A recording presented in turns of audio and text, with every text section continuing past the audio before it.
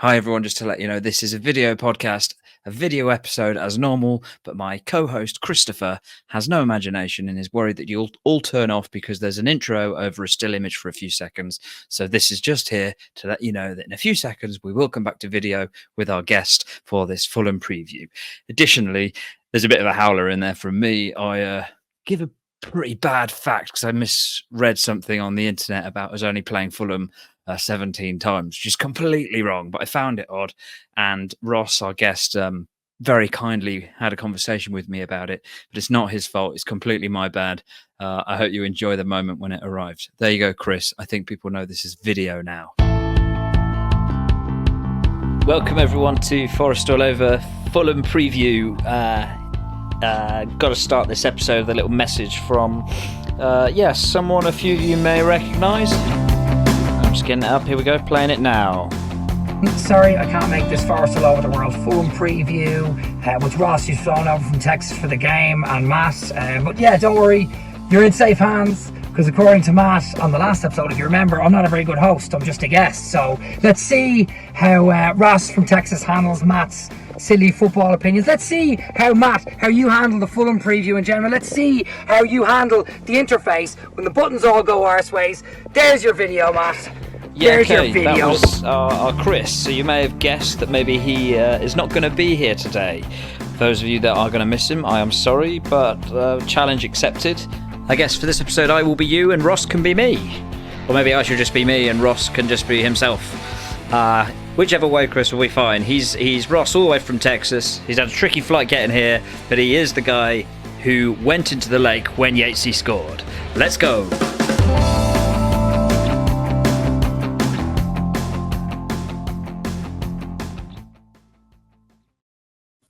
Hello, Ross. Hey, Matt. Good to see you, sir. Yeah. Well, I don't know if you heard in that intro there, Chris has got his back up a little bit about something I said about his hosting skills. So now pressure's on me to... Pretty aggressive. So maybe I have to kick in a hard Irish accent and call you an idiot or something to follow on from that. Yeah, I did want to create a button, actually, a sort of radio button idea where I just have his voice kicking in, but I have all these ideas and then the actual production work of that. Sadly, I do have a job.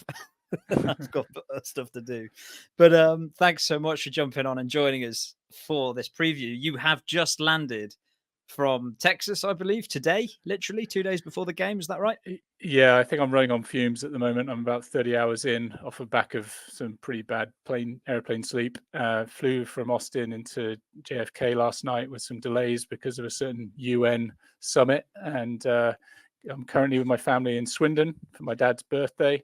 And the best way to treat my dad on his birthday as a Manchester United fan is to see some decent football on Saturday. So I am excited to take him to watch the mighty Nottingham Forest at the world famous City Ground. I am buzzing. That is great. How is he feeling about that? I'm sure he's just happy to see you come over for his birthday. That's lovely thing to tie it up with. But yeah, you're taking a Man United fan to the Forest game. Is he excited about that? I'm not so sure. I basically framed it that I'll do the first 4,500 miles if you can do the last 100. And he's joined me before at Forest games. He's a big football fan at large, but yes, he's definitely taken one for me to scratch my itch. Probably more than his. I mean, how long ago did you guys plan this? Well, it was I think it was before the fixture list came out because, obviously his birthday didn't change. So I had that locked in. And once the reason I ask is that's really quite funny that where we are, and it might not last for long, granted, but he is coming on his birthday. When you booked this, he was probably feeling a little bit like, all right, then, sure, we'll go see Forest for my birthday. And now we go in and we're above them in the table. That must be quite a funny reality for him to be faced with, right? Yeah, exactly. So it's a long trip. I'm very as well. fond of my dad, by the way. Sorry, say that again. I don't mean to talk on you. No. So there was a slight delay. So we're based in Swindon, or he's based in Swindon. So my Forest history has taken me from Swindon to Nottingham many times. So it's a little bit of a pre-journey too for him as well. And we're excited. I've kind of queued it up that we'll go to the Trent Nav and get that experience before, and then We'll be in the Trent Right. End for the first time for me in 20 years since I had season tickets there back in the day, and I studied up in Nottingham. So it's going to be a really nice walk down memory lane for me after a long time away. Has it been 20 years since you went to a game? No, so I was last game I went for Forest was at the Old Trafford at the first Premier League season 2 years ago. Right. The last game at the City Ground was 2015, and get this, it was a 3-1 win against Reading. I think Chris O'Grady scored that day. I think it was the Lansbury name! Brechin team. It was like Lansbury was our best player that season. It was, as I said to Chris last time I was on a year ago, I've watched plenty of Dross, and then you guys were talking about the Yeovil game a couple of weeks ago, and I went to both of those Yeovil Yeovil playoff games, the away one and that 5-2 massacre, and yeah. So you guys were giving me like 20-year judders in the body. Even you saying it then gives me a little twist to certain parts of my digestive system. Let's say it's like, oh god, that is brutal. So there he's back 20 years later, back in the Trent End. Used to be a season ticket holder. I mean, yeah, it's a great feeling. It's a beautiful thing. Even as someone who still lives sometimes in the Nottingham area, I'm based in London at the minute. But the point I'm getting to is the anticipation of a game when you get to go. It's just an irreplaceable feeling, and the sadness on the sort of following 48 hours after it, especially if the result's gone our way, is almost embarrassingly childish how fun it is, isn't it? You sort of, oh, I wish it was still Thursday night, 2 days to go. And I miss it, and I've probably watched about 90% of the Forest minutes, through streaming channels and stuff in the US, and I'm still, what am I, 45-year-old man, sad enough to be standing, bursting out Mulligan tire before every game. I mean, I have goosebumps in Austin pre-game, and I'm going to have the real thing on Saturday. So, yeah, I'm super excited. Whilst wakeboarding. Well, yeah, that too. Sorry, I mean, yeah. We're talking to Ross here, guys. He is the guy. We have the celebrity wakeboarder Forest fan from America right now. This is Ross. And did I get that wrong in the intro when I said you jumped in the lake? Yeah, so it wasn't because Yatesy scored. It was when we beat Liverpool. I decided to represent my Forest shirt while wakeboarding and kiss the badge. So got you. Yeah, that was me goofing around. To you and to Chief, who I think it was, who did jump in the lake when Yatesy scored last year. I got my wires crossed on that intro. I do apologise. But yeah, no, this is Ross, who was the wakeboarder wearing his Forest shirt, and kind of went viral. It was a great moment. So out in Texas, are you lonely out there as a Forest fan? Are there lots of you building? Talk to us a little bit about that.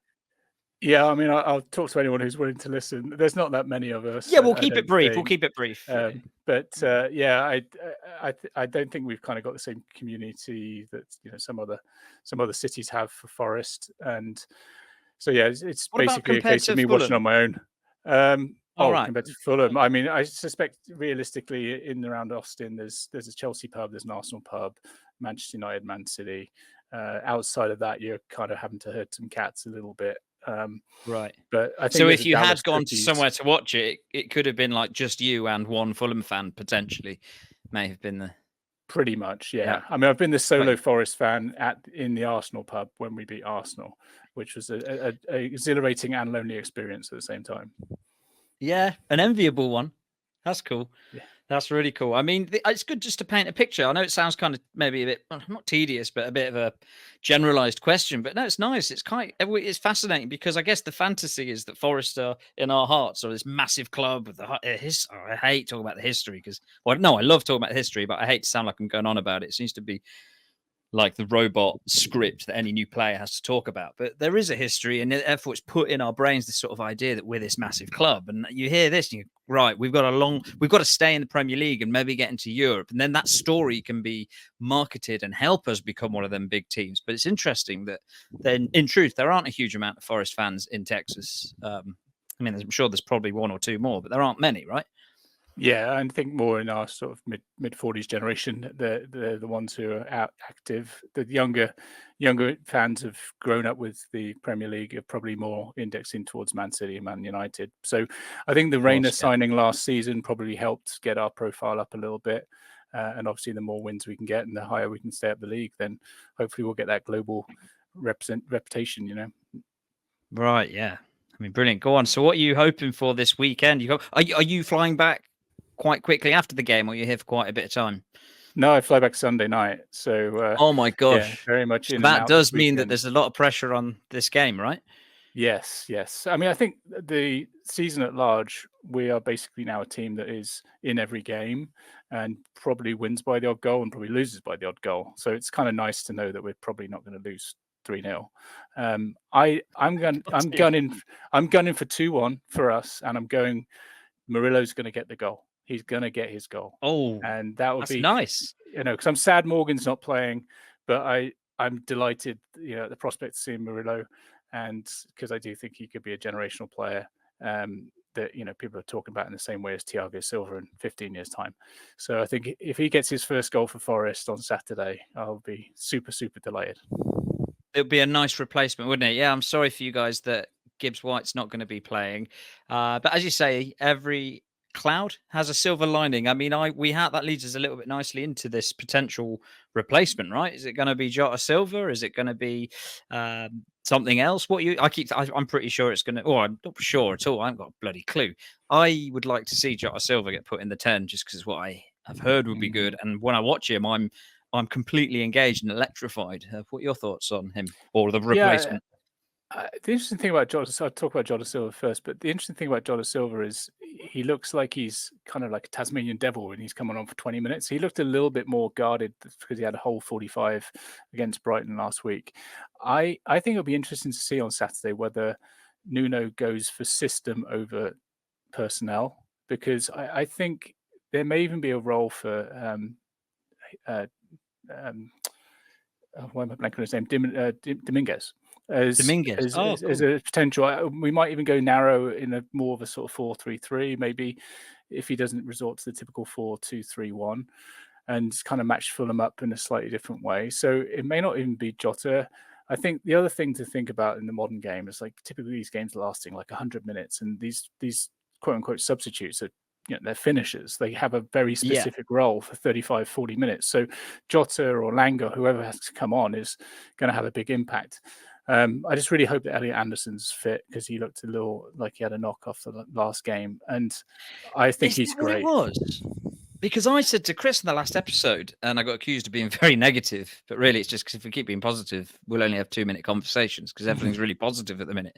So I was trying to sort of find interesting points that I observed from the game, and I thought Anderson, when the commentators said, or maybe I saw on a watch along or something during the game, Anderson may have taken a knock. They're not sure. Direct quote. I was looking at him on the close-ups, and he didn't seem to be looking over to the bench. So I got it in my head. I was like, I think he's just having a bit of a not a stodgy game. He's great, but just a bit slower than the opposition. Was my takeaway from it. Is it that case?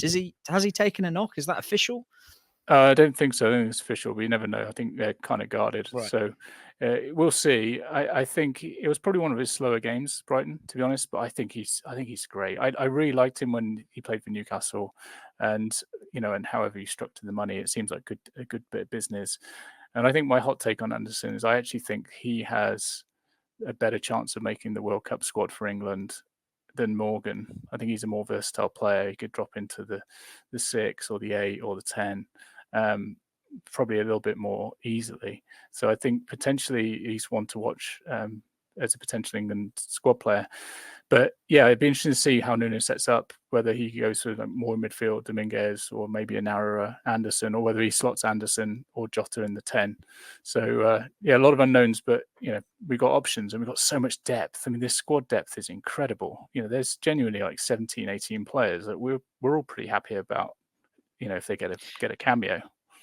Yeah, definitely. I mean, the pessimist in me. Sorry to go there, but it's the Forest anxiety. I'm going, when does this end? When do we? Like, I'm scared that if we don't actually, because of the high we're on and where we've now, or the bar's gone up as a fan base, no matter how humble we try and be and how we're doing well at the minute, but if we have a stinker, I'm just so scared that everyone gets booed off again and we forget sort of how good the games are. Well, this is where I have to interject as Chris and say, why are you so negative? We're Nottingham Forest. We're the greatest. We're toast European champions. You're so negative, you idiot. So there you go. Yeah, you got it. Oh my God, that was.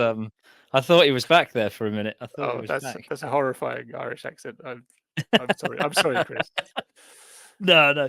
Okay, no, you're right. Let me stay on the. It's just the fear. I just really. I've been so overly ambitious for years, and I do say ridiculous things because I've never played football. I don't really get the ins and outs of what make uh, things tick. But I just yearn for us to be respected more than someone like Brighton, who are clearly doing really well at the minute. And I feel like I get very irritated watching Forest. Like in that bad spell. But you know what? I mean, yeah, let's believe it. We've got to beat Fulham somehow. I mean, I guess it's all on the Morgan Gibbs White change. Wouldn't it be insane if we have to replace him for this game and we look even better again? What does that even mean going forward? Other Yeah, than it's great exactly. for Forest. Well, it gives us options. It puts competition in the system. It gives us versatility. I just really hope with the Saturday game, because Fulham last season, if you remember, that first half, I think was our best performance of all season because we really need to go Yeah. for it. We knew it was like a must do or die game. I just Mhm. really hope we get that same sort of sense of impetus because, although our position in the league is obviously more favourable than it was then, again, these are the games we've got to be gunning for, and we've got to find a way of winning the home games. And this is a very winnable game. So, front foot forward, I hope. Yeah, definitely. Front forward, I think Marco Silva, again, in my sort of silly imagination, is going to be hotly anticipating this. And let's not forget as well, I don't want to be neglectful of their new signings. Adama Traore, Emil Smith Rowe, obviously. That guy that's replaced Polinia, was it Lukic or Luca? Yeah, and they've also got Reece Nelson from Arsenal. I think Nelson and Smith Rowe are both players that I think would have fitted well in at Forest as well. Maybe there's a bit of a price premium on them being English. Traore always terrifies me because you just don't know what you're going to get. And, he is just, I think also in transition, it's going to be more dangerous. I think if you think about how well Moreno did against Salah, it was typically because we gave him a lot of the ball and they're a bit deeper and he had some degree of protection. But in transition, if they get, Traore running at people, it's a pretty terrifying prospect because we're going to have to be more dominant in possession and we're probably going to be a bit more front foot forward, and that exposure is going to be there. So he always makes me nervous because you just don't know what you're going to get. You said something earlier on about matching them up slightly differently. Doesn't it? We're screaming for a fit Taiwo up front, to match that kind of energy from someone like Traore running. I know he's not a centre forward, but do you know what I mean? When Taiwo can bomb it forward. Have you ever seen Taiwo in the flesh? Yeah, I think he played it. He would have played at Old Trafford. That Sounds bizarrely erotic when I ask that. I don't mean that. Yeah, no, I've watched in the showers. I've watched plenty of video. I used to sit just in front of the director's box on a shared season ticket, right? And there's one time when Steve Cooper occasionally played Taiwo on the left wing. I don't know if you remember. Mm-hmm. Yep. There's a particular time he did it. I can't remember who it was against that time. And I remember just watching him for a game, tearing it up and down that side. And it was Adama Traore, like in power and pace. And I remember thinking that at the time. And it's just come back to me now. That's the link to that. But you, yeah, do you know what I mean? Do you think in terms of matching them up, does Chris Wood definitely start as our forward? Irrespective of who's around.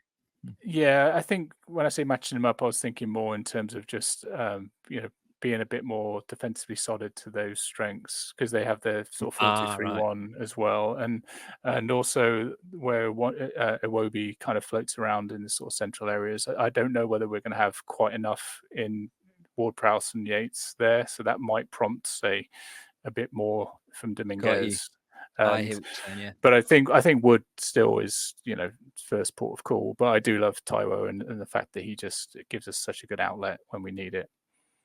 Yeah, it's this podcast's biggest dream. We claimed it at the beginning. We've said it a couple of times since. There's just something about the character that obviously none of us know these guys personally, but the perception is that he's this really lovely guy and he's got this amazing smile and he's just shown such unique magic because this guy that came to us when we got promoted, and sadly it's not quite happened for him, but you just want it to so badly as a fan, don't you? Yeah, especially when it's injury based, a lot of it as well. You sort of just feel for the player. He saved us. I mean, Wood saved us last season and Taiwo saved us the season before, so they go well in our history. But I'd love to see a bit more Taiwo, to be honest. He's such a good outlet. Yeah, well, as you said, it could be Murillo on this Saturday. What do you think about the whole chat about replacing the keepers? It's just not going to happen, is it? Nuno's not going to do that. I don't think so. I think the key thing was it was an upgrade when we needed it desperately. I think we were going to get relegated with the other two before Sells came in. So, he may not be the world's greatest goalkeeper, but he's doing enough at this point in time. Clearly the fact we've been linked with Kelleher at Liverpool would suggest that we're happy to spend good money for that position in the long run.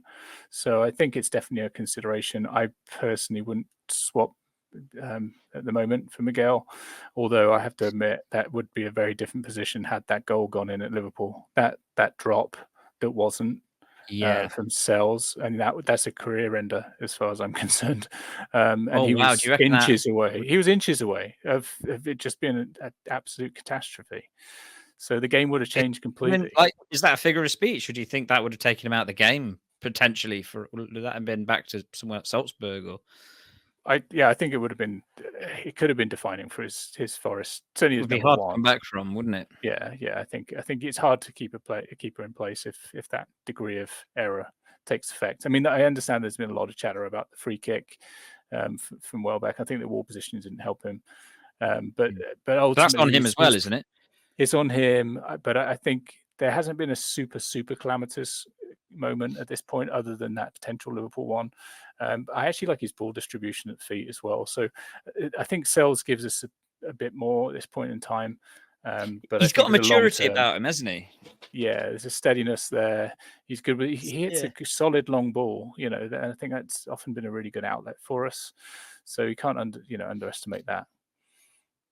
I mean, Carlos Miguel certainly possesses the sort of Samba, Mark Crossley. God, I get bollocked for harking back too many decades. But who was the other one? Henderson. The sort of character goalkeepers we've had of recent.